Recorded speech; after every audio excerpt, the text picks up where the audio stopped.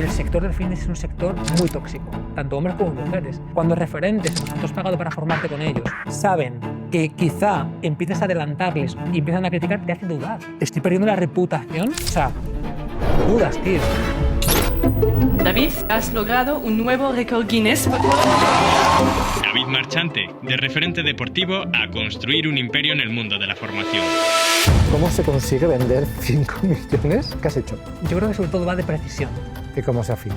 Tienes que encontrar todas las conexiones que hay entre toda la población y en qué marco narrativo se dibuja todo eso. ¿Cuál es el cuadro global que todos comparten? ¿Cómo unes el marco este? Esto es arte en realidad. No lo dudo que es arte. Claro, o sea, primero con información. ¿Qué consejo le darías a alguien que ya ha hecho el primer paso? El cliente va a estar contento contigo por una sobreatención. Tengo un problema de estructura que he crecido. ¿Cómo empiezas a cambiar esto para la supervivencia de tu empresa? Creo que muchas veces vemos el organigrama, ¿no? El jefe y este, lo otro, y es una estructura jerárquica, pero en realidad no hay un flujo de información en esta estructura. ¿No te imaginas cuánta gente que creció y metió un pelotazo y que no supo estar? De hecho, cuando yo empecé, gente que quede, muy pocos.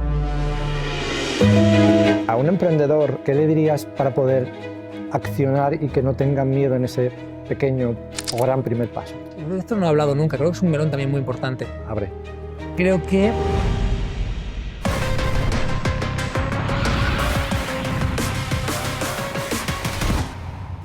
Bueno, bienvenidos a un nuevo episodio de En Modo Avión. Este seguro que se va a emitir en nuestra propia plataforma que se llama Siroco TV, así que ya lo puedo anunciar para los que lo escuchéis, que vayáis ahí a Siroco TV a buscar a David Marchante, que es nuestro invitado, así que bienvenido, David. Me hace muchísima ilusión que estés en este podcast. la ilusión es totalmente mutua. Borja es una persona que admiro un montón, lo sabes. Para mí eres y has sido un gran referente y una persona en quien fijarme, y estar aquí hoy contigo, tío, es un regalo. Así que de verdad, gracias. Pues lo mismo. Sé que a los 12 años te quedaste sin amigos. ¿Cómo influye eso en un niño pequeño, en su futura historia como emprendedor, referente de habla hispana en fitness? Hostia, empezamos fuerte. Claro. Fíjate, cuando era pequeño, bueno, yo creo que en realidad nos pasa a todos, tenía pues un gran miedo. Tenía un gran miedo y era pues, el miedo a no ser querido por la gente de mi clase, a no ser popular, a no estar con el grupo que molaba, ¿no? en aquel entonces. Y es un miedo que quizá llevaba teniendo ya un tiempo, te hablo de unos cuantos años, fíjate que era muy pequeño, ahí tenía 12 años, pero que cada vez se hacía más grande. Y claro, cuando algo te preocupa tanto, que está tanto tiempo en tu cabeza, al final de forma inconsciente casi lo provocas, ¿no? Y es un poco lo que ocurrió. Creo que cuando le das una excesiva importancia a cualquier cosa, es más fácil que esa cosa que te preocupa termine ocurriendo. Y fue literalmente lo que pasó. Pues básicamente ese grupo, ¿no? de gente que molaba, de clase, que habían sido mis amigos durante mucho tiempo, pues prácticamente pues me dejaron de lado y, y fue una putada, pero con el tiempo también aprendí mucho. Aprendí por un lado que, bueno, que cuanto más importancia le das a las cosas, normalmente es más fácil que ocurra aquello que no quieres que te pase. Y por otro lado, viéndolo con perspectiva, pues me di cuenta de que incluso cosas que cuando eres pequeño o cuando te pasan te das una importancia enorme y te preocupan un montón, con el tiempo, con un poco de zoom out, viendo en perspectiva, es como, joder, en realidad fue lo mejor que me pudo pasar. Esto marcó por completo un camino distinto en el instituto al que fui, las relaciones que tuve, lo que aprendí, me desarrollé en mi emprendimiento posterior, y quizá de otra forma pues mi vida hubiera ido por un camino muy distinto. Entonces, joder, esto deja un aprendizaje muy bueno de cuántas cosas que nos duelen, que nos fastidian, que nos joden o que no entendemos en el día a día, con la suficiente perspectiva, simplemente hay que dejar el tiempo suficiente para que te demuestre que era lo mejor que te podía pasar. Pero es que, claro, en el momento cuesta mucho verlo.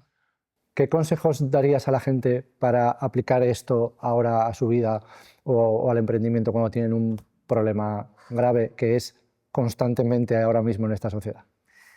Mira, vinculándolo con lo que me has preguntado al principio, yo creo que la cuestión no está en desear que te acepten en algún lado, no está en desear que te incluyan en algún sitio, en ir de prestado, sino en construirte. Creo que cuando tú te construyes lo suficiente, al final de forma natural te terminas acercando y se termina acercando a ti la gente que tiene que estar cerca. Entonces creo que muchas veces en el emprendimiento pensamos en cómo hago contactos, cómo hago networking, cómo me acerco a este CEO, cómo aprendo de no sé quién, y en realidad no es cómo me acerco, es cómo hago que pueda aportar algo tan valioso que esa persona quiera estar cerca de mí. Entonces creo que todo empieza dentro, aprendiendo habilidades, construyéndote, teniendo algo interesante que contar o que aportar. Y todo se facilita muchísimo más cuando ocurre desde ahí. ¿Y cómo empiezas a hacer cosas para tener algo apasionante que contar? O sea, Moviéndote. vamos a decir que estás empezando, ¿no? Y que quieres montar un gimnasio. Tú que has intentado montar uno y has tenido ahí también muchos aprendizajes, ¿no? ¿Qué hago? Creo que es moverte. Creo que las primeras etapas para empezar a hacer un proyecto, para arrancar, es una cuestión puramente de mentalidad. Son frenos internos, bloqueos, dudas, si eres suficiente, no sé hacerlo, esto, lo otro, pero en realidad lo que tienes que hacer es coger inercia. Creo, de verdad, que arrancar requiere acción, requiere moverte, requiere probar, requiere equivocarte. Cuanto más barato sea, mejor. Y cuanto más rápido te equivoques, mejor. Después ya escalar y hacer muchos millones al año y todo esto, creo que es lo contrario. Creo que requiere mucho más sentarte, ordenar, tomar buenas decisiones, ver con un planteamiento estratégico más a largo plazo. Creo que el inicio es arranque, es fuerza, es acción, es probar, y creo que el escalado requiere un poquito más de templanza. Vale, pero hay gente igual que nos cuesta menos tomar acción por lo que sea, ¿no? Tendremos cada uno nuestras virtudes, nuestros defectos y nuestros problemas. A la gente que tenga ese primer paso de decir, mando ese primer mail, voy a preguntar cuánto vale un alquiler, o sea, ¿qué le dirías para poder accionar y que no tengan miedo en ese pequeño o gran primer paso? Yo antes de dar cualquier paso, ya sea mandar ese email o preguntar ese alquiler, sería detectar en qué puedo ser útil, a quién puedo ayudar, de qué forma, de la forma más sencilla y más barata posible. Es decir, antes de plantearme si abrir un gimnasio, yo hay muchos pasos que me daría previamente, y es de qué forma yo puedo ayudar a una persona en un 1-a-1 online sin ningún tipo de gasto.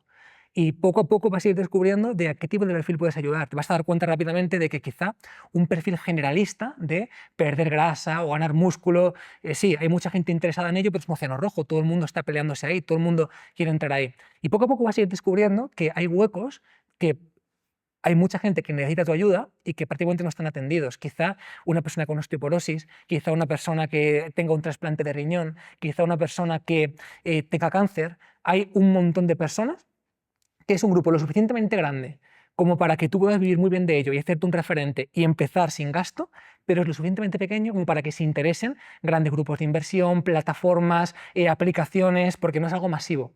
Entonces yo arrancaría desde ahí, porque si puedo ayudarte en 1-a-1 a ti, significa que tú vas a recomendarle a amigos que pasen por una experiencia similar. Significa que puedo hacer una cartera de clientes antes de tener que invertir o gastar en un centro o cualquier siguiente paso. Vale, voy a llevártelo a... Hablas de ayudar. ¿Es la pregunta que se tiene que hacer un emprendedor cuando quiere montar algo? O sea, conceptualmente, ¿es dónde aporto? O sea, ¿es la manera de buscar algo o hay más? Creo que hay más maneras. Creo que para mí sí que es muy importante la parte de propósito también. Creo que, honestamente, he hecho un montón de proyectos que a nivel económico son espectaculares y en el fondo me sentí vacío. Entonces creo que para mirar a largo plazo tiene que haber una alineación. Dame un ejemplo que te hayas sentido vacío haciendo algún proyecto. Pues, por ejemplo, a nivel de inversiones mucho más vacías, de simplemente mover capital y tener un retorno, pero ok, en realidad no es algo, me da igual, no es algo donde yo quiero poner mi foco. Creo que mi foco tiene que estar en un sitio donde siento que puedo ser útil. Entonces, sí que creo que hay muchas formas de empezar proyectos. Creo que sobre todo las formas más pragmáticas, las formas más orientadas bueno, a la pura consecuencia, a hacer dinero, ocurre cuando tienes mucha experiencia. En un primer inicio, y para empezar algo desde cero, para mí sí que es mucho más importante el detectar qué problema resuelvo, cómo lo resuelvo, a quién ayudo, de qué forma, estoy capacitado para ello, tengo que formarme al respecto y desde ahí construir. Mirando a largo plazo, porque estás forjando también una marca personal que es súper importante. Entonces, claro, tú puedes hacer un montón de negocios de pelotazos o de invierto aquí, gano dinero, esto, lo otro, pero a largo plazo no estás construyendo algo que va a estar siempre contigo, que es tu marca personal. Si tú impactas, si tú ayudas, si tú construyes desde ahí, es mucho más fácil que lo que venga tengas una palanca para poder arrancarlo. Entonces, contestando a tu pregunta, hay muchas formas de empezar proyectos, ¿no? Puedes empezar pues, directamente porque ves un retorno o directamente porque es una inversión o porque tienes clarísimo que es la forma de arrancar algo que va a funcionar, pero creo que en el fondo todos, si no hay una alineación a largo plazo, empiezan a desconfigurarse cosas. Yo creo que todo el mundo tenemos, aunque sea una mini habilidad. Sí, Entonces, sin duda. es como tirar por ahí, ¿no? O sea, ¿cuál es mi mini habilidad? Que todo sea algo que se nos da, pues a partir de ahí buscar, ¿no? Porque yo sé que hay mucha gente que quiere emprender, a mí viene mucha gente que quiere emprender y que no sabe por dónde ir, ¿no? Entonces hay que dar igual el paso a, no es que quieras emprender, no que tienes para dar, aunque sea, igual si te da bien cocinar no sé qué, ¿no? Y si no lo sabes, creo que es más útil construirlo primero que Lanzarse. bueno, que dar palos de ciego. O sea, creo que, mira, muchas veces queremos arrancar cualquier cosa, por ejemplo, de forma pública en redes sociales, y hacemos un montón de cosas, hacemos un montón de vídeos, hacemos un montón de historias, cuando en realidad lo que marca la diferencia es que se perciba que tú, o sea, que yo confío en ti. Te pongo un ejemplo muy claro. En el sector del fitness o en el sector del entrenamiento, cualquier persona se tira a hacer vídeos porque no hay barrera de entrada. Yo puedo ponerme hoy a hacer vídeos, saco la cámara, hablo de cualquier cosa. Pero en realidad, si yo quiero contratarte, lo que me va a hacer contratarte no está en la forma, está en el fondo. Es decir, tú vas a ser viral, a captar mi atención, vas a hacer un montón de vídeos súper chulos, pero es en el fondo donde se percibe tu conocimiento. Es cuando tú hablas, el cómo estructuras la información, el cómo lo comunicas, el cómo se ve el bagaje que tienes, el cómo se percibe que ya has ayudado a gente. Todo eso es lo que hace que yo diga, hostia, quiero contratar a esta persona. Por eso, incluso antes de hacer algo súper público, súper masivo en redes, esto que te estoy hablando de, cojo un pequeño cliente en 1 a 1 que tiene osteoporosis, trabajo con él, entiendo sus objeciones, entiendo sus dudas, entiendo qué le frena, entiendo cómo le ayudo, documento el caso de éxito. Todo esto es un bagaje que cuando lo expandes ahí fuera, quien te escucha no es otro entrenador que está cogiendo textos de ChatGPT y me lo está soltando por aquí. Es, hostia, se percibe en el fondo que esta persona ya ha trabajado con gente por cómo lo está comunicando. Y eso es lo que genera confianza. Entonces, un consejo sería no estar mirando tanto cómo empezar ahí a exponerme en redes sociales, que es lo típico, ¿no? Mirar afuera a ver si tengo éxito, sino irme afuera a ver qué puedo aportar de manera mínima a quien sea que tenga alrededor y trabajármelo. Creo que el foco está en lo viral ahora mismo, en cómo hago más visitas, más atención, más... Pero es como si te pones aquí a gritar en la calle. ¿De qué te sirve? De nada, porque en realidad no tienes un contexto para gritar. Nadie te va a escuchar, van a pensar que estás loco. Creo que es mucho más interesante coger esta profundidad. Cuando tú tienes profundidad en lo que dices, se entiende que es verdad, cuando tú hablas y la persona puede percibir que realmente lo has vivido, eso genera una confianza o genera una autoridad que va a traerte clientes de verdad. Y eso se trabaja, evidentemente, estudiando, formándote, trabajándolo y también empezando en ese pequeño huequito, en 1 a 1, por ejemplo, que te permite coger este rodaje. Entonces, esto también nos vale para romper esta objeción de emprendedores, ¿no? Ay, es que cómo voy a empezar en redes sociales si no sé. Pues es que no es el primer paso que yo daría, la verdad. O sea, sí que es el paso que yo di cuando empecé en 2012, pero es que el mercado ha cambiado muchísimo. Es que en 2012 tú hablabas de cualquier cosa y eras la primera persona en tocar ese tema, te posicionabas rápidamente en Google, en YouTube y en todo. Ahora mismo, si tú quieres realmente generar un impacto, se tiene que notar que sabes de ese tema, que hay vivencia detrás, que no es un contenido superficial. Porque esa persona que tiene esa patología, esa osteoporosis, ese lo que sea, necesita confiar mucho en alguien en quien se va a poner su salud en sus manos. ¿Qué consejo le darías a alguien que ya ha hecho el primer paso? Oye, ya he ayudado a alguien dentro de mi mini habilidad, ya he adquirido un conocimiento, ¿cómo lo saco? ¿Cómo me preparo en la era de la atención, que hay tantas redes sociales, tantos influencers, tanto de todo, para captar la atención de alguien? Aunque me haya preparado ya hice lo primero. Yo el primer paso que daría sería justamente trabajar con esta persona de forma individualizada. Después cogería a más personas con un caso parecido y empezaría a sistematizar. Es decir, dentro de todo esto que estoy trabajando, ¿qué puntos en común tienen todos los clientes? Este es el primer paso, la automatización y a la entrega masiva. Entonces, realmente para escalar, lo primero que tenemos que tener es claridad. Y después eso es estructura y después todo eso se puede escalar. Entonces, el primer paso para mí, el cliente va a estar contento contigo por una sobreatención. Es decir, cuando tú arrancas, lo que tú entregas es atención y es cercanía. Y es que el cliente va a pensar, joder, qué crack es Borja, es que está súper pendiente de mí.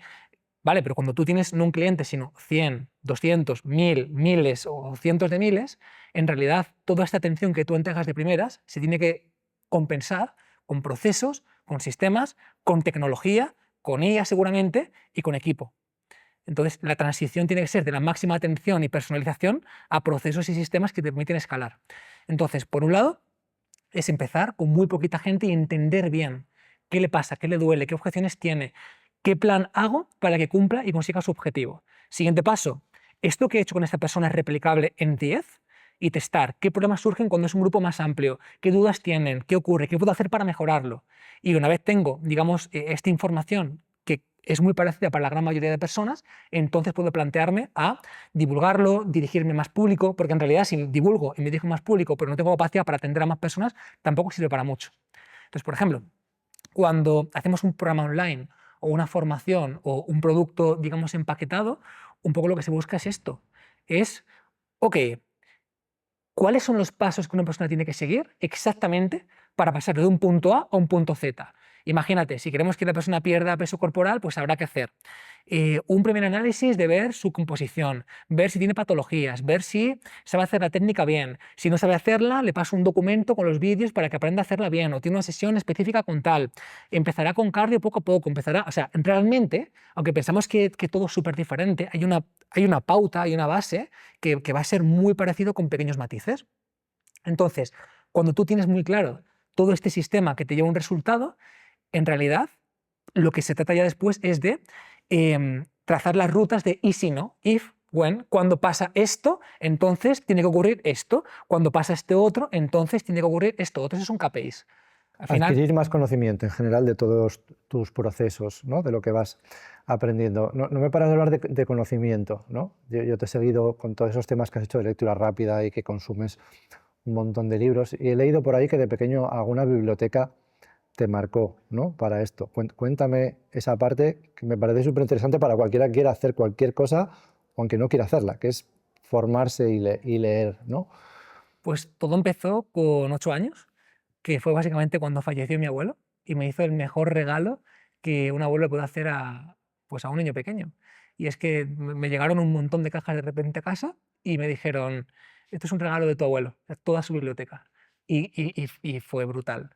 Fue brutal porque quizá sin esa emoción de, o sea, yo tenía pues 8 años y claro, ahí había libros de todo tipo, libros que aún recuerdo porque a día de hoy me sirvieron.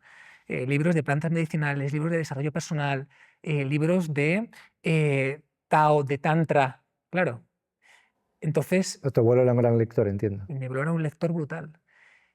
Claro, sin la emoción de tu abuelo que ha fallecido, tú no tienes la emocionalidad ni la motivación de leer ese tipo de libros cuando tienes 8 años. Pero claro, fallece, es el regalo que te ha hecho, pues te pones a leer. O sea, él supo entender qué mensaje le enviaba a su nieto, ¿no? Total. O sea, ¿y tienes algún libro que recuerdes, o sea, de toda esa biblioteca que digas tú, este me marcó? Hostia, sí, sí. Nunca he hablado de esto, honestamente, pero hay un libro que me petó la cabeza y que a día de hoy me di cuenta del valor que tiene. Voy a abrir un melón gigantesco. Háblale todos los menos que quieras, estamos encantados. Hay un libro que estaba en esa biblioteca que se llamaba El Tao de la salud, el sexo y la larga vida. Cuéntame. Explicaba todo. Pues en cosas que aplican, por ejemplo, es al control de la eyaculación, el control consciente de la eyaculación. Es decir, ¿Leíste eso con 8 años? sí. No solo eso, sino que cuando fui más mayor, evidentemente mucho más consciente de todo, yo ya tenía presente ese libro. Entonces, siendo muy joven, aprendí cosas que quizá personas tardan mucho más en aprender, por ejemplo, el control de la eyaculación. Y eso es un ejemplo Qué interesante, qué regalo de tu abuelo, ¿eh? Sí. Ojo con tu abuelo, qué interesante. Que también rompo una objeción para todas aquellas personas que dudan de si puede llegar al orgasmo. Sí, sí, se puede, 100%. Tiene que ver, y además no es una cuestión mística, es una cuestión de control del suelo pélvico, de la respiración, en fin. ¿Hay algún otro libro de tu abuelo que te quede de aquellos? O sea, me interesa como si te han marcado. Hostia, había 3 libros que... O sea, yo creo que este fue el que más me marcó. ¿Por cuántos eran? Es una biblioteca entera, o sea, una estantería entera de libros. ¿Y los tienes ahí guardados? Los tengo todavía. De hecho, hay una cosa muy curiosa que hice con esa biblioteca, y es que en el año 2009 yo estaba muy jodido, porque estaba en bachiller, yo siempre fui una persona súper exigente, las notas, la universidad, selectividad, y estaba en un punto de, ¿qué coño de vida es esto? ¿No? Yo no quiero esta vida para mí, esta vida de agobio, de dependo de los demás, dependo de un profesor que en realidad le doy igual y dependo de su calificación. Era como, joder, no tiene sentido. Y recuerdo que en la Navidad del 2009 era muy malo en matemáticas y estaba estudiando en una academia por las tardes. Siempre se me dieron fatal. Y iba volviendo a casa escuchando música y pensando, tíos, ¿qué cojones? Esto no tiene sentido, qué dolor de todo, ¿no? Y cogí una hoja de un árbol y justamente cogí uno de los libros que me dio mi abuelo, guardé la hoja en el año 2009 y puse una nota. Y puse, cuando abras este libro en 10 años, y puse no abrirlo antes de 10 años, David, prométete que no tendrás esta sensación que tienes ahora mismo en tu día a día. Esta sensación de que dependes de los demás, esta sensación de que todo es angustia en tu día a día, pues eso, de que estás triste, ¿no? Y claro, pasaron muchos años, nunca más volví a abrir ese libro. ¿Te acordabas? Lo tenías ahí Lo como tenía, tío, presente. y además como que era algo que me venía a la mente Pues me constantemente. quedan 8 años. ¿No? Y en el 2019 lo abrí. Claro, en el 2019 yo llevaba 7 años del canal de YouTube con Power Express y mi vida había cambiado por completo. Y fue como abrirlo y decir, ¡fua!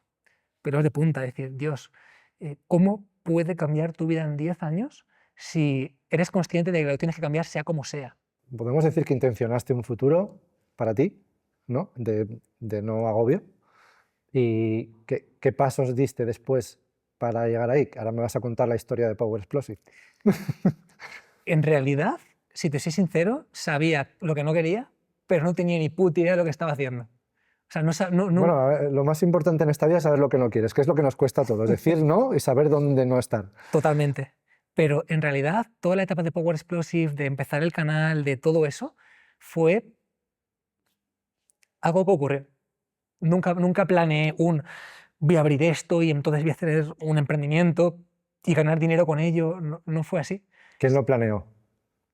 Yo creo que no hubo un plan. Creo que simplemente sentía que tenía algo bueno que aportar.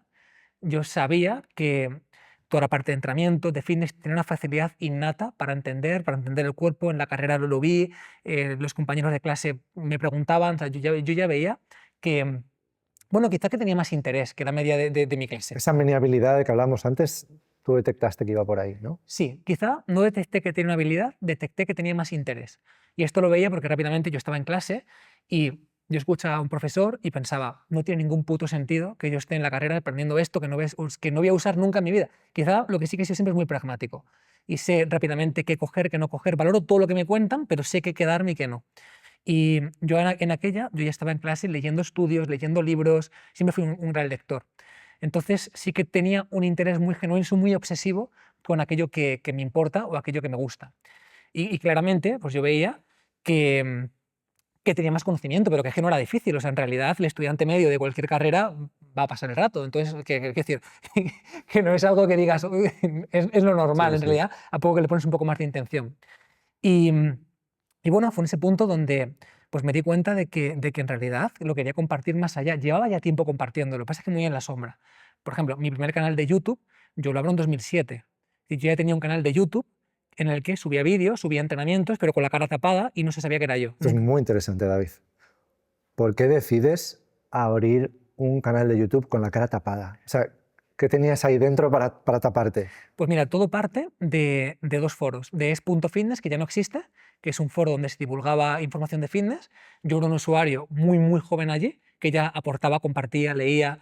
Yo tenía 15, 16 años y yo ya estaba muy activo en esos foros, de hecho ya era muy conocido en esos foros, tenía un diario donde compartía mis entrenamientos y posteriormente Foro Coches, que también compartía pues bastante información, estaba muy activo en Qué foros época de... más bonita los foros de internet Sí, que se ha perdido. total. Bueno, Foro Coches sigue ahí, ¿no? Pero el Sí. foro de nicho, que era muy interesante para compartir, La transición lógica a las redes sí, sociales. las redes sociales. Pero bueno, ya estaba muy activo ahí. Entonces, pues yo recuerdo 2007-2008, yo ya estaba en estos foros de fitness y pues compartía mi diario, mis progresos en dominadas, y ahí decía, algún día haré un récord Guinness de una dominada pesada, ya levantaba mucho peso, ¿no? Y tenía un canal paralelo, que no me acuerdo ni cómo se llama, porque eran como números y ya está, que compartía pues mis levantamientos en dominadas, en press de banca y lo tenía ahí, pero en 2007. abrí ese canal. ¿Y cómo fue tu pensamiento de voy a hacer un vídeo con la cara tapada para que no me reconozcan o qué? Sí, o sea, tenía la creencia de que mostrarte en internet pues, era algo peligroso, de que yo era menor de edad.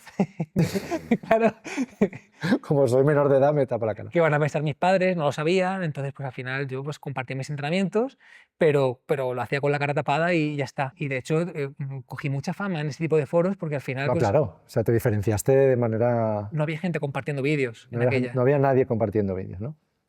Y estuve con este canal muchísimo tiempo. De hecho, en el inicio de la carrera yo tenía este canal todavía. Pero en 2012, 2013, pues tuve un clic y dije, bueno, o sea, fue un clic, podemos llamarlo intuición o podemos llamarlo inducción, porque en realidad creo que es más un proceso inductivo de, ya había salido Rubius, ya había salido Willy Rex, ya había gente que había estado haciendo cosas que mostraban la cara, que no en este sector, pero ya te podía hacer ver más o menos También de... tuvieron este proceso, entiendo, ¿no? De mostrarse a no mostrarse. Claro, y de alguna forma, ¿no? Pues tú ya veías a algunas personas en diferentes sectores que lo estaban haciendo. Entonces, de una forma inductiva podías decir, ok, tengo toda esta información, puede tener sentido hacerlo. Que es como que puede parecer un proceso de tener un clic, pero en realidad no es así. En realidad es más bien joder, siento que tengo algo bueno que compartir, creo que esta puede ser mi habilidad, donde yo siento que tengo facilidad para entender el contexto pues a nivel físico, a nivel de entrenamiento, etc. Y, joder, si me atrevo a no subir vídeos como estoy haciendo ahora simplemente de entrenamiento, sino empezar a divulgar. Y fue simplemente, yo creo que un llamado interno de, joder, siento que sé un montón de cosas que me encantaría compartirlas y no me las quiero quedar.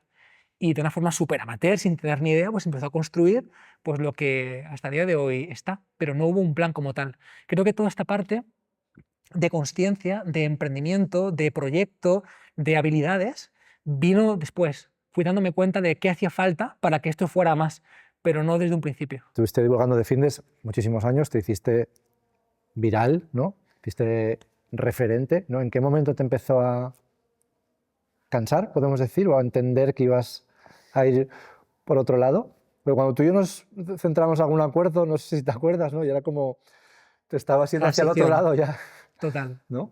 ¿Qué pasó ahí? Mira, yo creo que se juntan varias cosas. De esto no he hablado nunca, creo que es un melón también muy importante.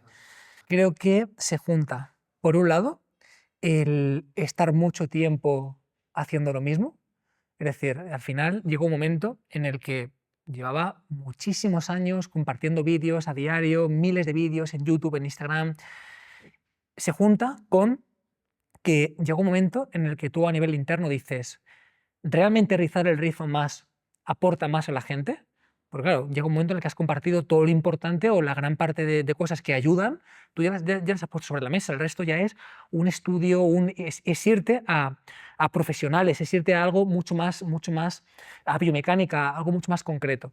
Además de esto, también una sensación un poco de estar encorsetado. Creo que desde el punto de vista del fitness, yo llevaba ya mucho tiempo en el que yo sentía que el David que mostraba en redes era en realidad un 5% de David. El 95% restante eran inversiones, eran emprendimientos, era hacer crecer cosas, empresas, era otra cosa. Y me dejé sentir congruente, ¿no? Con ese... Puedo decir que ya no eras tú, ¿no? Claro, Entonces estás mostrando una esquinita de David, que es la parte que divulga, que es la que conoces, pero realmente David está montando una gordísima por detrás y no me siento con la... No puedo decirlo porque te va a chirriar el mensaje, no estás en ese punto porque no viene una transición. Es como que de repente viene a darte de algo que te va a chocar muchísimo. Eso por ahí. Y después también, y aquí el melón, el sector del fitness es un sector muy tóxico. Toma ya. Sí, creo que es un sector ¿Por qué? en el que, pues creo que por inseguridades sobre todo.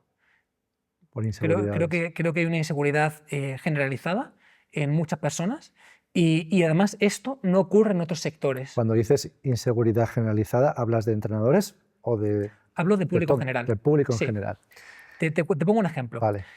Tú en el sector de empresa, ¿Mm? yo puedo contarte algo y puedo contarte pues, cómo procedimiento, cómo hago procesos, cómo hago sistemas, cómo contrato, como tal, y en tu cabeza puede haber hostia, esto qué interesante es, me lo cojo, esto no me sirve en mi contexto, pero es útil, lo valoro. Es decir, hay como una humildad más de respeto, lo que tú has hecho puede no ser lo que necesito ahora mismo, pero entiendo que quizá me puede servir. Desde un punto de vista del fitness, lo que ocurre es tú me compartes una información súper valiosa que ataca a mi ego porque siento o que no la comprendo o que no he llegado a esa conclusión o lo que sea, y yo tiendo a tirarla para abajo porque tengo mejor físico que tú. Entonces pasamos a... hay un contexto en el cual se valora la información de las personas, se valora el conocimiento, se valora la información desde el físico que yo tengo respecto a ti, por ejemplo.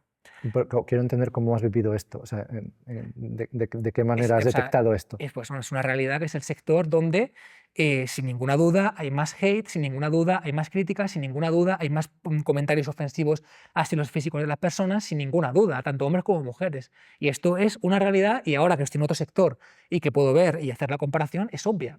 Tú en el sector de empresa puedes hablar de que haces millones, literalmente, y bueno, habrá alguna persona que te diga, pues esto, pues lo otro. Es mínimo.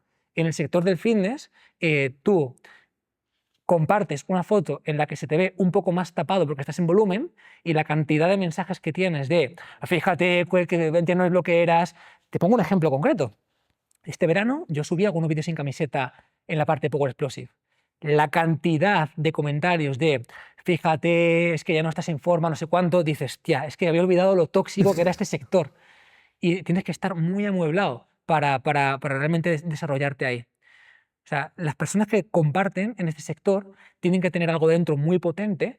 O sea, yo admiro mucho a la gente que está en el sector, yo he estado mucho tiempo y lo valoro porque sé que en realidad es una lucha con tu mente también de escuchar un montón de mensajes de mierda que tienes que saber filtrar muy bien, que tienes que saber no tomártelo personal y que sobre todo no puede influir en tus decisiones. Es decir, ¿qué es lo que ocurre con esto? Borja, tú subes una foto mañana, o sea, tú hace 4 años estabas impresionante físicamente, subes una foto mañana y estás un poco más tapado. La cantidad de mensajes que van a atacar tu físico son una desproporción, o sea, no tiene sentido. Y en el fondo es por una inseguridad. Borja le va súper bien, tiene un empresón, esto, lo otro, pero yo tengo mejor físico que él y se lo voy a decir que lo sepa. Entonces hay como una generalización a que esto ocurra. ¿Qué pasa? Que claro, si tú tienes una buena mentalidad y esto lo sabes obviar, perfecto. Pero ¿qué es lo que ocurre cuando no? Que empiezas a entrar en bucles negativos, en un bucle de tengo que estar súper en forma para que la gente me valide, hostia, pero llega un punto en el que estar más en forma es súper complicado, entonces tengo que usar sustancias para entonces estar mejor en forma, tener más likes, y empiezan bucles, empiezan pelotas, que realmente es mucho más común de lo que nos pensamos.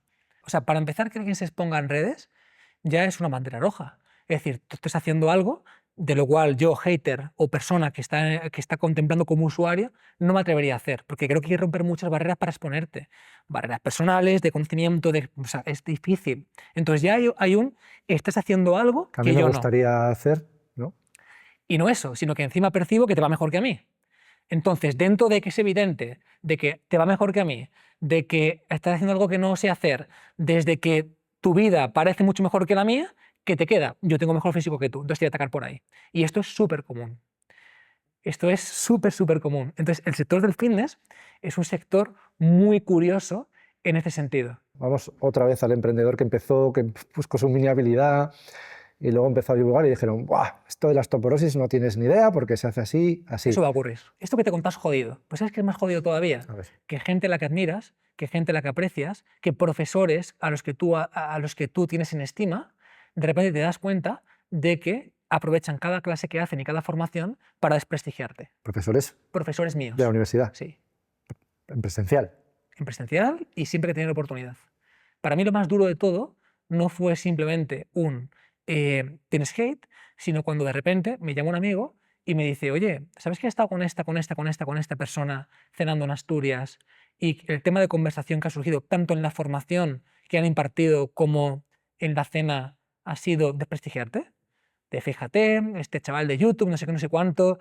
Y hubo un comentario que me hizo clic y fue algo así como, es que fíjate, este gilipollas está ganando más dinero que todos nosotros juntos. Claro, estoy hablando del 2014-2015. O sea, ya hacía pasta, pero nada que ver. Entonces, claro, te das cuenta de que hay un freno y esto a mí me afectó en realidad.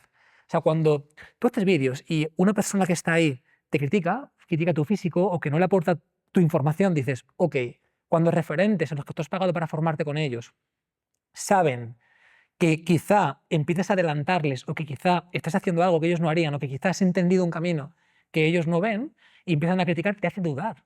yo tuve dudas personalmente sobre, hostia, lo que estoy haciendo está bien, no está bien, joder, si el sector académico está en contra, si me están criticando, si me están enjuiciando, ¿esto es correcto, no es correcto? ¿Qué coño estoy haciendo? Estoy perdiendo la reputación en el contexto, o sea, dudas, tío. ¿Qué le podemos decir al que se va a enfrentar a eso? Que hay montones. Para mí es un trabajo interno profundo, ¿eh? Entender que lo de fuera no lo puedes controlar, pero lo de dentro sí. Borja, o sea, no te imaginas cuánta gente yo conozco del sector del fitness, hablamos del sector, que creció y metió un pelotazo y que no supo estar y que no están a día de hoy. De hecho, cuando yo empecé, gente que quede, muy pocos. Y los que están son porque son gente súper amueblada, súper disciplinada, que han sabido ver más allá, hacer buen negocio. Bueno, Sergio Peinado, por ejemplo, que ha estado aquí. Sergio es un ejemplo, Sergio es un tío, o sea, mentalmente ha sido muy capaz de trabajarse, de tener conciencia al respecto de, pero si no, es un sector que fácilmente te puede hacer abandonar. Es un sector muy de métricas, es un sector en el que cuando, a mí por ejemplo, fíjate, el otro día veía un vídeo, no me acuerdo de quién hablaban, de alguien muy famoso ahora mismo, y decían, fíjate, esta persona ya no es lo que era, porque fíjate sus métricas del canal cómo han caído. Y entonces me vino un flashback de años atrás y es, claro, es que en este sector te validabas o en este sector te validan por cuántas visitas tenía tu canal, por cuánto te seguía la gente, por cuánto tal.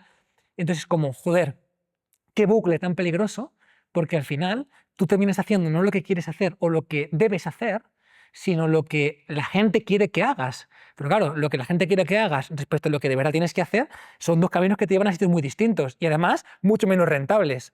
Entonces tienes que tomar decisiones que son jodidas. ¿Qué rutinas le recomiendas a alguien cómo se puede empezar a trabajar uno a nivel interno para cuando se enfrenta a eso se dé cuenta que los que hatean lo único que hacen daño son a ellos mismos? Creo que es importantísimo tener cerca a personas con más nivel de conciencia y que te puedan dar desde una perspectiva desde fuera una interpretación distinta. O sea, al final nosotros tenemos un marco narrativo que nos contamos a nosotros, ¿no? Y tenemos pues lo que pensamos respecto a lo que está ocurriendo. Pero cuando alguien desde fuera con un marco distinto te hace ver las cosas de otra forma, es como, ah, ok. Entonces, llámalo un amigo emprendedor que le vaya mejor que a ti. Llámalo un entorno positivo que te impulse. Llámalo un psicólogo. O sea, un psicólogo que es una persona que está ahí, que es totalmente objetiva, te va a poder dar herramientas que te ayuden a gestionar mucho mejor todo esto. Si yo volviera para atrás, seguramente iría al psicólogo mucho antes. O sea, hubiera empezado el canal directamente con un psicólogo de la ¿Cuándo empezaste a ir mano. al psicólogo? O sea, ¿qué te tuvo que pasar? A mí me tuvieron que pasar cosas chungas. ¿Qué te tuvo que pasar así? Bueno, o sea, creo que en realidad, más que me tuvo que pasar algo, fue que fui consciente de que me iba a ayudar. O sea, soy consciente de que No hubo un punto clave, ¿no? no. Pero seguramente si volviera para atrás empezaría antes. Porque es como un cubo de Rubik. Tú tienes un cubo de Rubik, sí, esta es tu mente. Tú puedes invertir un montón de tiempo en ajustar las piezas y poner todas las caras del mismo color. Genial. Pues que alguien desde fuera te puede decir, no, el patrón es este, pam, pam, pam, pam. Y en un minuto lo tienes. Entonces creo que hay constructos, hay herramientas, hay formas de ver las cosas que por mucho que tú internamente le des vueltas, necesitas un impulso, un cambio, o sea, necesitas un apoyo desde fuera, una herramienta. Entonces es absurdo pensar que tú puedes hacerlo todo cuando en realidad no es así, o a lo mejor sí, pero vas a tardar mucho más, con mucho más dolor, con mucho más tiempo.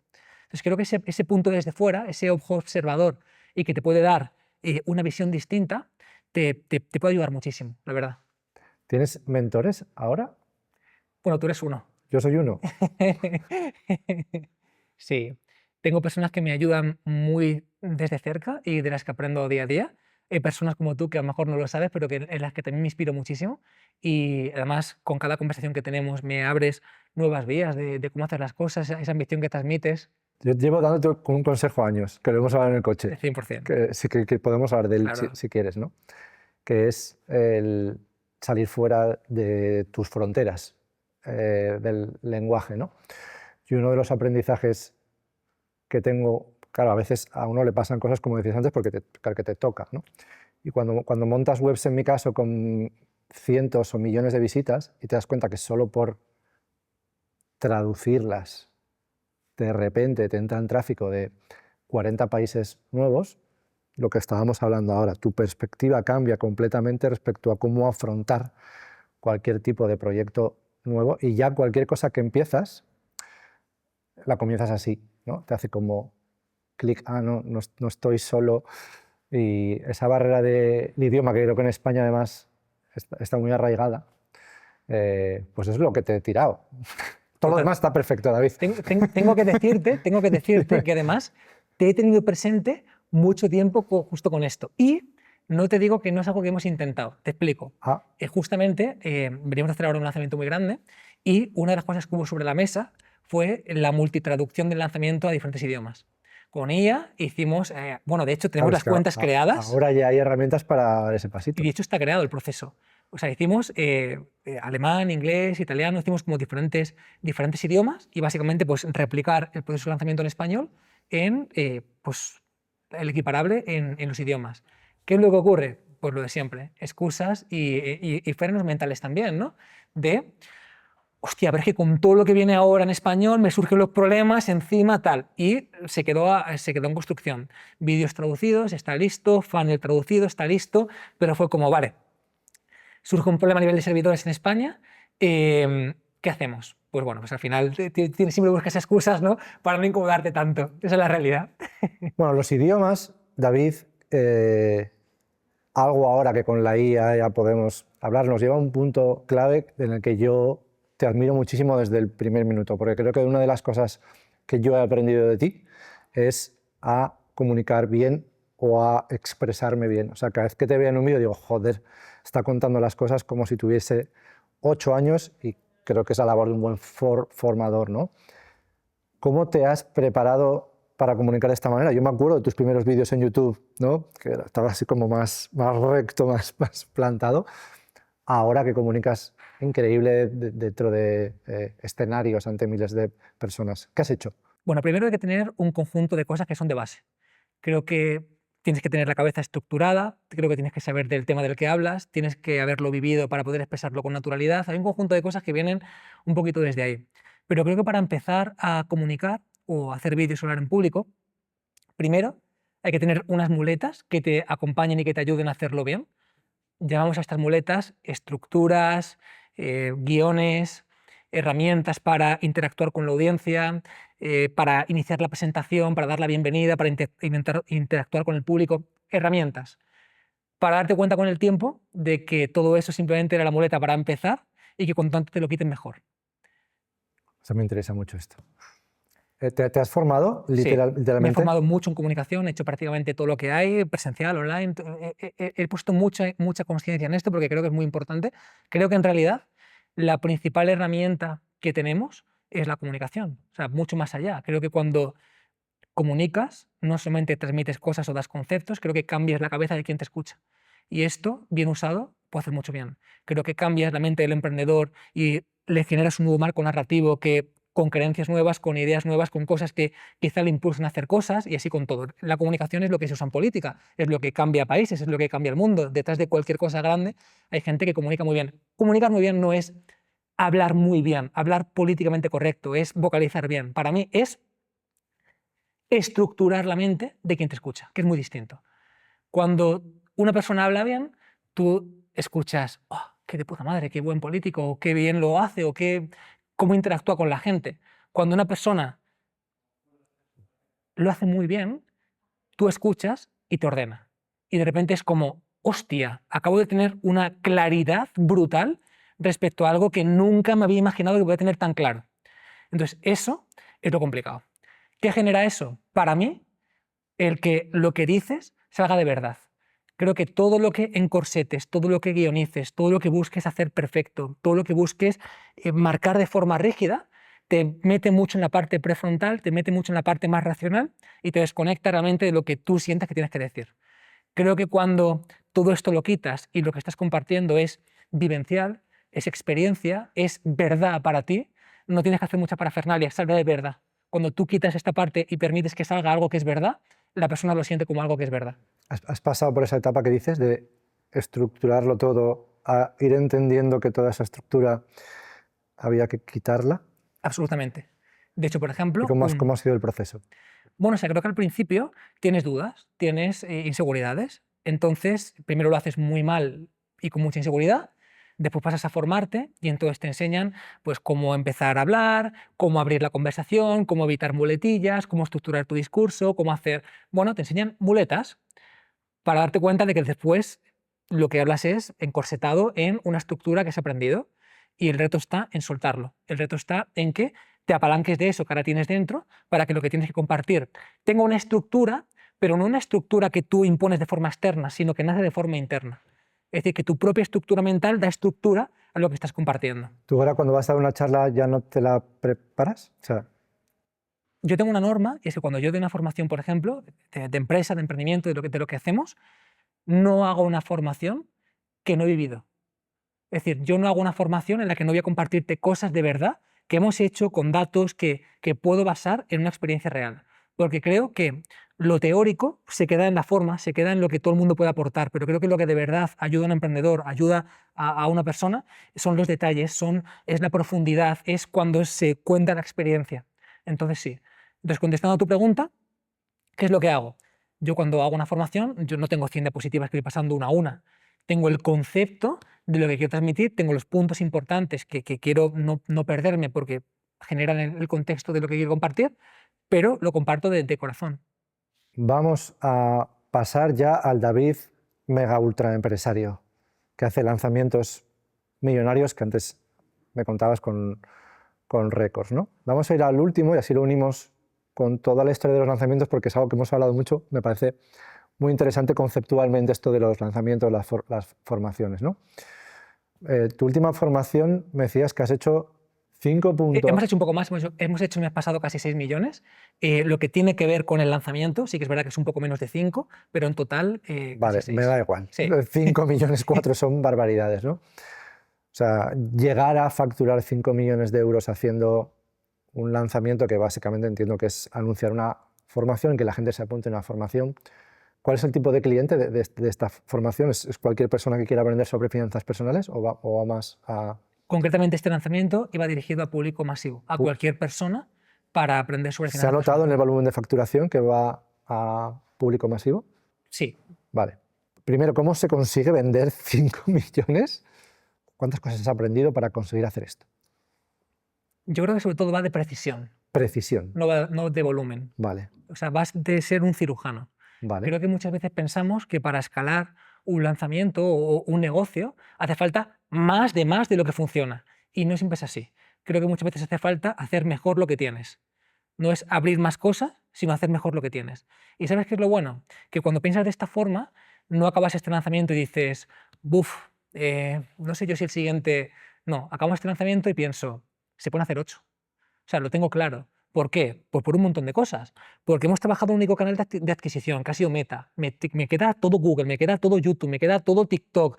¿Y por qué no has puesto los anuncios en TikTok, por ejemplo? Justamente por esto, precisión. ¿Cómo se construye la precisión? Es que esta es la cuestión. Para mí tiene que haber una precisión narrativa completa, no solamente una precisión en los anuncios.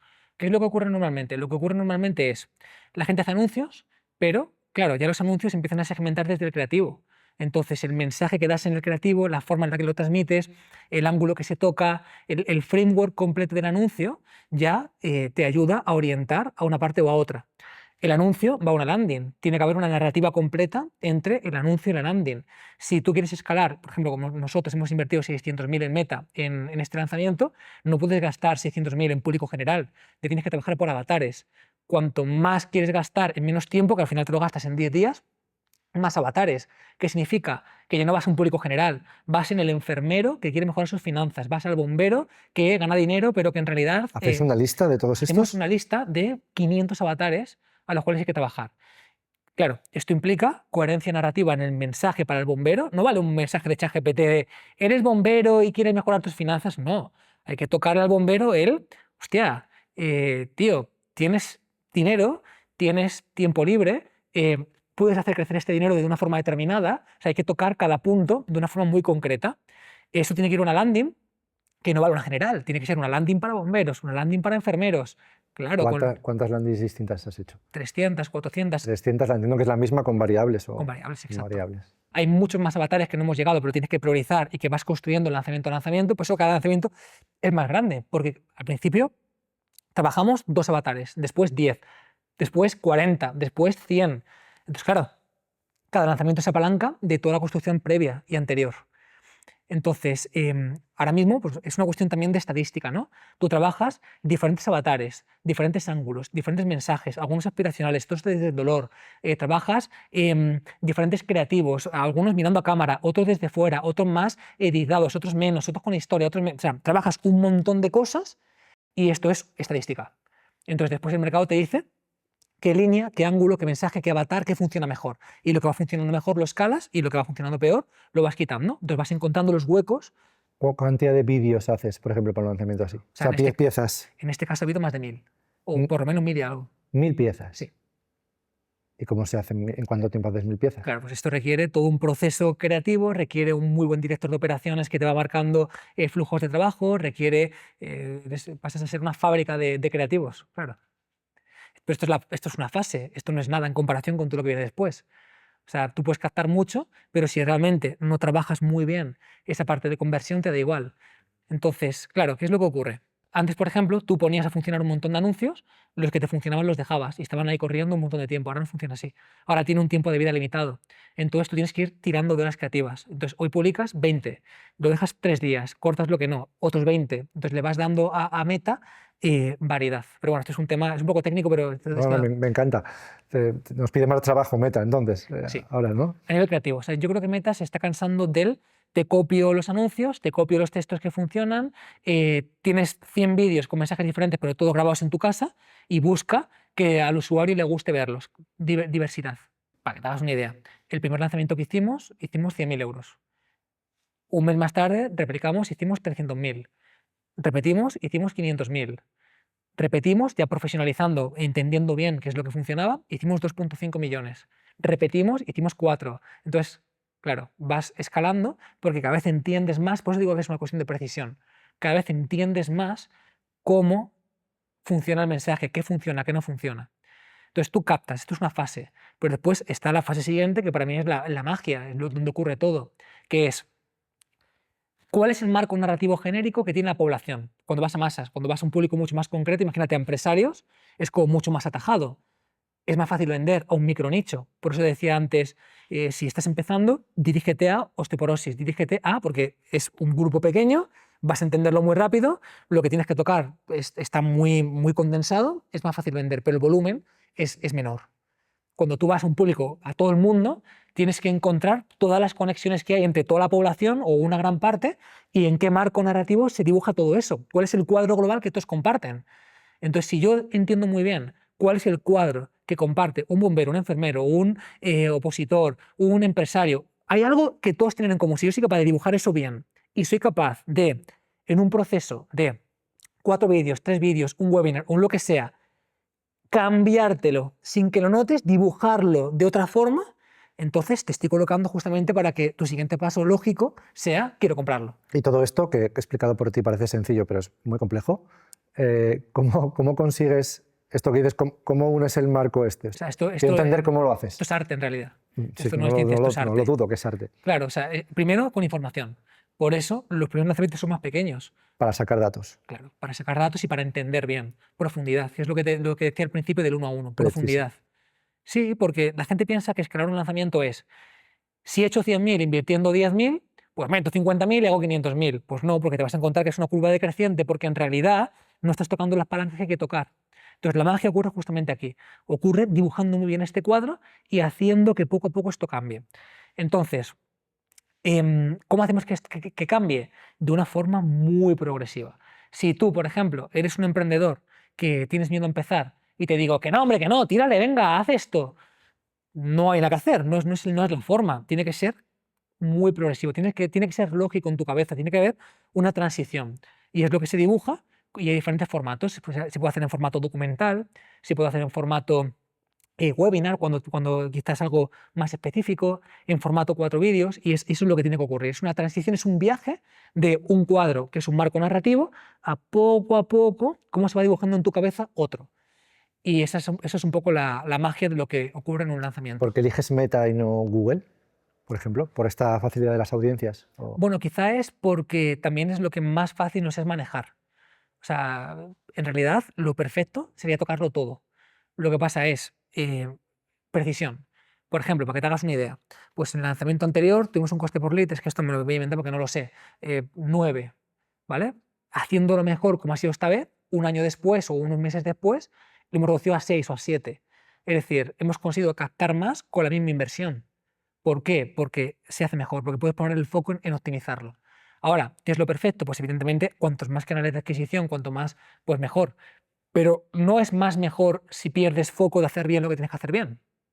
Entonces, para mí es ese equilibrio entre cuánto de preciso puedo seguir siendo para abrir nuevas cosas y no perder esa precisión. Te escuché hace poco, después de que viniste a un evento de Hotmart, que creo que os habían dicho, corrígeme, que me pareció muy interesante porque yo me quedé con eso. Las empresas que habían caído, de las que estaban en el top 5 puede ser, o top 10, y las razones. Bueno, Se va a la mierda hacían un por... ranking del histórico de gente que había estado en el top 25 y los motivos por los cuales ya no estaban. Ahí voy. Se compartía que la gran mayoría de problemas de quiebra en este tipo de empresas son estructurales, de no saber adaptar una estructura a nivel de equipos, a nivel de mandos intermedios, a nivel de algo que crece a una velocidad que es súper loca. Dame consejos para esto, a mí, directamente. Oye, tengo un problema de estructura que he crecido y se me han quedado los equipos como, pues por aquí tengo demasiado, aquí me falta, en finanzas de repente no las cuido y el equipo es pequeño, pero en marketing tengo 100 personas. ¿Cómo empiezas a cambiar esto para la supervivencia de tu empresa? Creo que la mayoría de veces donde vemos problemas con personas, en realidad no son problemas con personas, son problemas estructurales. Creo que cuando te duele la rodilla, el problema no está en el hueso de la rodilla, suele ser la desalineación de la rótula, es una cuestión más estructural. Creo que en la vida hace unos años, no he tenido el clic hace tanto, no voy a mentirte, de hace un par de años, hubiera dicho, esta persona es que no funciona porque fíjate la actitud o esto, o los problemas entre departamentos, esto, lo otro. Y creo que mi visión ha cambiado aún. Si está ocurriendo un síntoma, el problema no es el síntoma, el problema es la estructura que soporta el síntoma, es decir, es mi problema. Y creo que dar un paso para atrás. Mi problema, tu problema. Mi problema. Mi problema. Nuestro problema. Sí. Creo que es una cuestión estructural. Creo que cuando quitas a las personas del foco, al síntoma del foco, y entonces empiezas a dibujar, vale, en esta función, ¿quién es el responsable? ¿Tiene autonomía? ¿No tiene autonomía? ¿Tiene unos KPIs en base a los cuales tener autonomía? ¿Hay entregables definidos? ¿Hay unos SOPs, unos procesos bien documentados de cómo tiene que hacerse? ¿Hay un proceso, un flujo de trabajo entre esta persona? ¿Hay un canal de comunicación? ¿Hay no? Y entonces dices, es normal que estas dos personas tengan una fricción y estén a hostias, pero no es por ellos, es porque yo no he sido lo suficientemente listo de afinar esto. ¿Y cómo se afina? Para mí, dibujándolo. O sea, un ejercicio que yo hago constantemente es dibujarlo. O sea, creo que muchas veces tenemos... O sea, dibujar la estructura de tu empresa, dibujar la estructura, pero no desde un punto de vista de organigrama, sino como mapa funcional. Es decir, como interconexiones entre todo. O sea, creo que muchas veces vemos el organigrama, ¿no? El jefe y lo otro, y es una estructura jerárquica, pero en realidad no hay un flujo de información en esta estructura. O sea, para mí es muy importante, por ejemplo, honestamente, ¿por qué creo que hacemos los lanzamientos más grandes de España? Te aseguro que no es porque hacemos el mejor marketing, te aseguro que no es porque somos los más listos. Yo tengo claro por qué es. Y es porque me tomo cada lanzamiento como una empresa. Tengo mejores procesos, está mejor procedimentado todo, para que cuando se rompan cosas me requiera, o sea, se pueda dar lo mejor posible. ¿Cómo empiezo a procedimentar eso? Digo, vale, yo me doy cuenta de esto. Vale, vamos a coger, por ejemplo... ¿Quién hace el procedimiento? Sí. Bueno, o sea, cuando ya eres más grande, pues puedes contratar a una consultora externa, o cuando vas a franquiciar, al principio pues te toca hacerlo a ti o al equipo directivo. Entonces, vamos a hacerlo como un poco a tierra, de lo que yo hago. Imagínate, dentro de Siroco la empresa tiene un conjunto de funciones. Las funciones son, digamos, lo que tiene que hacer 100% para aportar valor y para captar valor. Simplificándolo al máximo, seguramente hay una parte de captación de tráfico, hay una parte de venta en la web, hay una parte de entrega de producto, una parte de stock, o sea, son como cosas muy básicas que hay que tener. Vale, por ejemplo, vamos a simplificarlo a captación de tráfico y venta. Vamos a suponer que el proceso para que alguien compre en Siroco es algo así como, me lo invento, hacemos un anuncio, llegan a Siroco, en Siroco tiene una persona a la cual le preguntas tus dudas porque no sabes qué elegir o qué no, esa persona te contesta la pregunta o si no te compra directamente y entonces hay un proceso de envío de la prenda. Sencillo, vale. Esto aparentemente pinta bien, pero en realidad muchas veces no se va a cumplir. ¿Por qué? Porque falta todo el entramado entre medias para que esto ocurra. Entonces, ¿qué es lo que yo haría? Primero, función de tráfico. Vale, queremos captar clientes a la tienda. La función de tráfico nunca va a ir bien si no hay una persona responsable de que eso vaya bien. Una persona que tenga claro qué es ir bien, qué no es ir bien, qué tiene que hacer cuando algo va bien, qué tiene que hacer cuando algo no va bien y qué incentivos tiene cuando va muy bien. Por resumirlo un poco, responsables de cosas que quiero que pasen, Vale, ¿no? Va por ahí. eso es una parte nada más. Bien. Pones un responsable con unos niveles de autonomía. Es decir, si el coste por lead es menos de 3, entonces haz lo que te dé la gana y organizas tu equipo como quieras. Si el coste por lead es entre 4 y 5, haz lo que te dé la gana, pero avisas a Borja porque aquí hay algo que va a haber que tocar, ya sea ahí o lo siguiente. Si el coste por lead es más de 6, hay que hablar con Borja, porque algo no está funcionando bien y estamos perdiendo dinero. Eso en esa parte. ¿Qué le das a la persona en tu equipo para que eso lo sepa hacer perfecto? Procedimientos. ¿Cómo se hace una campaña estándar, perfecta y qué puntos tienes que seguir? ¿Cómo haces? ¿Qué flujo sigues? Si, por ejemplo, el coste por lead sube de 6. Hostia, si el coste por lead sube de 5, hay que hablar con el equipo creativo, pedirles nuevos creativos, pedirles nuevas sudaderas, tal y cual, tienen que estar en tanto tiempo, si piden de esta forma, se entregan de esta forma. Entonces, estableces qué es lo que hay que hacer para que esa parte funcione bien y así con todo. Entonces, creo que es una cuestión de documentarlo todo muy bien. Cuando tú haces el mapa con todo, rápidamente vas a darte cuenta de pues, que faltan cosas. Estos dos se tienen que hablar, ¿no? Se tienen que hablar, el entregable a nivel creativo no se está entregando en tiempo, el creativo lo manda en JPG y el de tráfico lo tiene que subir en no sé cuánto, entonces hay que hacer el retrabajo. Entonces, claro, cuando tú ves esto, dices, coño, es que en realidad... La estructura no está bien. Sí. Y en realidad siento que nunca va a estar bien, pero que cuanto más te metes a revisar estas cosas, más fácil es que se pueda escalar. Entonces, esto es lo que en un lanzamiento a nosotros nos permite tirar más, porque el de tráfico sabe qué tiene que hacer, porque en la siguiente etapa sabe qué es lo que tiene que hacer. ¿Dirías que es de las cosas que mejor haces? ¿Estructurar cualquier cosa a nivel procedimental para que tenga sentido y tenga los mejores resultados? Te diría que no, es lo No. que mejor hago. Vale. Pero sí que creo que tengo gente que lo hace muy bien y tengo mucha consciencia de que eso se tiene que hacer bien. Ahora vamos a hablar un poco de ego. ¿Qué diría David Marchante que son sus virtudes emprendedoras clave? Yo creo que todo el mundo tenemos tanto las cosas malas como las buenas, ¿no? Yo creo que es una cuestión de visión, que ya comentábamos antes, que es inducción. Creo que cuando has vivido un montón de experiencias, es fácil como si tienes un bulto rojo que te pica, induces que te pica un mosquito. Si tienes todo este contexto de cosas que te han pasado, induces que el mercado puede ir por aquí. Entonces creo que estar muy consciente, muy pendiente todo el tiempo, muchos años, te hace tener este clic, esta intuición, que no es intuición, es inducción. Puedes ver hacia dónde va la historia porque lo estás palpando, lo estás sintiendo. Incluso la gente que te ve puede decir, qué cabrón, qué olfato, pero no es olfato, es datos durante mucho tiempo bien colocados. Comparto. Y la parte negativa, dirías, esto me cuesta más. Yo ya te digo que son las finanzas. A mí lo que más me cuesta o lo que menos me gusta es la propia parte de gestión de equipo. ¿Objetivos de David como emprendedor? ¿O ya ha cumplido muchos de los objetivos que te marcabas cuando empezabas o tienes muchos en el futuro? ¿En qué punto está uno ya cuando ya ha pasado por un montón de cosas? Yo nunca me imaginé que llegáramos a este punto, la verdad. O sea, de esto que te puedes imaginar un futuro y esto era incontemplable. O sea, hacer lo que hacemos con la tranquilidad con la que lo hacemos, con la seguridad, ¿no? Con la claridad de... O sea, yo creo que lo que siento ahora mismo ya no es un...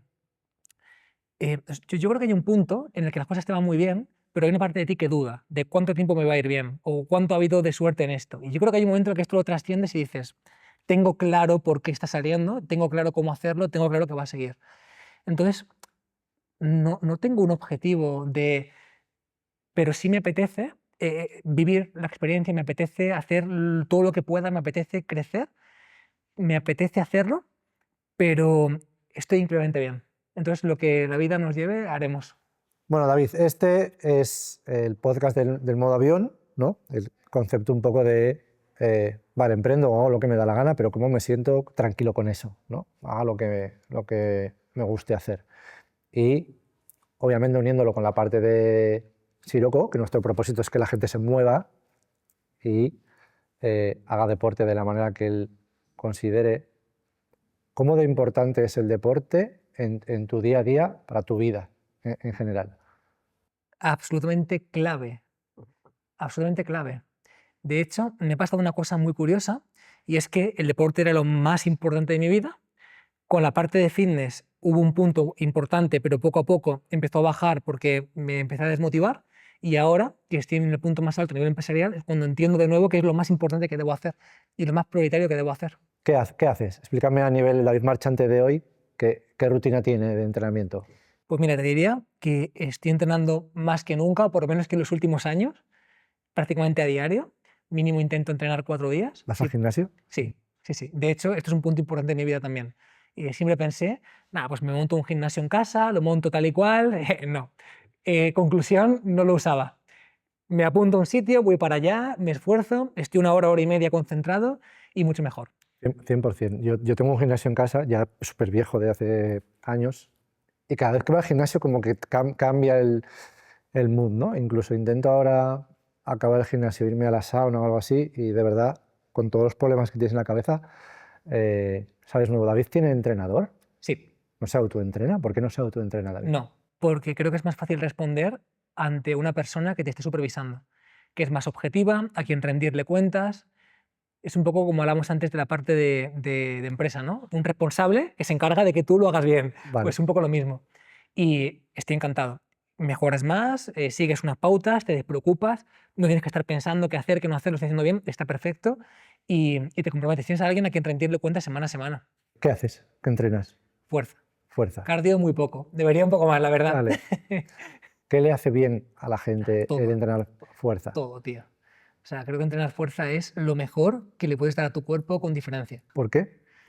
A nivel de mioquinas, son antiinflamatorias, el músculo es un órgano endocrino de por sí, a nivel de neurotrofinas, a nivel mental, te hace más inteligente, a nivel de gestión emocional, a nivel de salud propia, a nivel de fuerza, de poder, cuando seas más mayor, no ser dependiente. Es un momento de desconexión, a nivel de autoestima, a nivel de autoconfianza, a nivel de autoridad en tu emprendimiento, cuando tu imagen corporal cambia, tu percepción cambia, es todo. ¿Qué más? ¿Cómo cuidas la alimentación? ¿O también tienes tú responsable o no? Sí, también. También. Le hago menos caso. Le haces más caso al entrenador, ¿no? Sí. Vale. O sea, mi alimentación es en realidad muy sencilla. Sí que es verdad que sigo haciendo ayuno intermitente. Llevo ya muchísimos años. Hay veces que no. Por ejemplo, este año que sí que subí bastante de peso porque buscaba más volumen, metí alguna comida más al día, pero casi siempre hago ayuno intermitente. Vale, vamos a pasar a consejos como tips de emprendimiento, pero o sea, tuvieras que elegir 3, un ranking de 3 a emprendedores. Yo te diría, como emprendedor, primero, aprender a comunicar y liderar. Creo que si esa base la tienes bien trabajada, te puede aportar y abrir muchísimas puertas, tanto a nivel interno con tu equipo, como búsqueda de inversores, como todo lo que surja. Te diría capacidad para aprender cosas nuevas que están surgiendo. Creo que hay una grandísima... O sea, ahora mismo el mundo está súper diferenciado y está, por ejemplo, la IA, que es lo último así que ha ocurrido. Los que son pro IA y los que en realidad no lo terminan de ver o ven resistencias. Creo que cuanto antes te adaptes, cuanto antes cojas la dinámica, cuanto antes te empapes, cuanto antes te asumas que ha llegado y que es parte del día a día, más ventaja coges. Y esto ha pasado siempre, ¿no? Pues con YouTube o con e-commerce o con todo en general. Entonces creo que aprender a aprender. Y te diría que la siguiente sería aprender a tener criterio y a tomar buenas decisiones. ¿Cuánta gente hace cosas muy grandes y pierde el criterio? O le salen las cosas bien un tiempo y un conjunto de malas decisiones te arrastran hacia algo que no... Entonces creo que es muy importante, primero, aprender a tener criterio. Además, ahora con la IA, justamente lo hablábamos tú y yo antes en el coche, ¿no? Si tú tienes una mierda, con IA escalas mierda. Si tienes buen criterio y buenas palancas, con IA escalas algo muy bueno. Entonces, justamente lo que creo es que hace falta esa parte de criterio. Y son para mí 3 cosas que bien englobadas te pueden llevar a prácticamente cualquier sitio.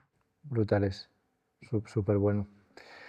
Bueno, pues estamos en el final y en el final siempre hay un premio que el entrevistado se tiene que ganar, ¿no? No lo damos así porque sí, ¿no? Entonces aquí tenemos dos destinos en nuestro modo avión, ¿vale? Uno es un error brillante de estos que te hacen aprender y conectar los puntos hacia atrás, si lo ves bien. Y otro es la estrategia perfecta, o sea, la precisión. Tienes que elegir. Fíjate que uno te lleva a otro, ¿verdad? Sí. Eso es como un bucle. Es como el bucle, las puertas del avión. Joder. Tío, te voy a elegir la estrategia perfecta porque estoy harto de equivocarme tanto. La estrategia perfecta viene del error brillante. Este es el aprendizaje, ¿no? Vale, mantra o mentira, ¿vale? Mantra o mentira. Te voy a leer algunas frases del emprendimiento y tienes que decir si para ti es mantra, es mentira y puedes añadir uno del por qué. Si quieres, puedes. Mentira. ¿Por qué? Creo que para hacer ciertas cosas tienes que tener cosas internas que permitan hacerlas y ser la persona que lo pueda hacer. El tiempo lo cura todo. Mantra. Rodéate solo de gente mejor que tú. Mentira. Creo que sí, está bien como concepto, pero creo que hay mucha gente que te puede aportar cosas distintas en diferentes planos. Esto me ha encantado. La disciplina supera el talento. Mentira. Creo que alguien con disciplina puede maximizar su potencial, pero alguien con talento y con disciplina te puede superar seguramente. Y la última, nada es imposible. Si quieres, contesto yo esta. Sí, contesto. Yo estoy completamente convencido de que nada es imposible. Y que si de verdad crees en algo y peleas por algo y te lo crees, puede pasar. No digo que no pueda o no, pero creo que sí, que nada es imposible. Hasta lo último que nos imaginemos. Me encanta. Pues ya está, te has ganado el premio. Te has ganado el premio. ¡Oh, Dios!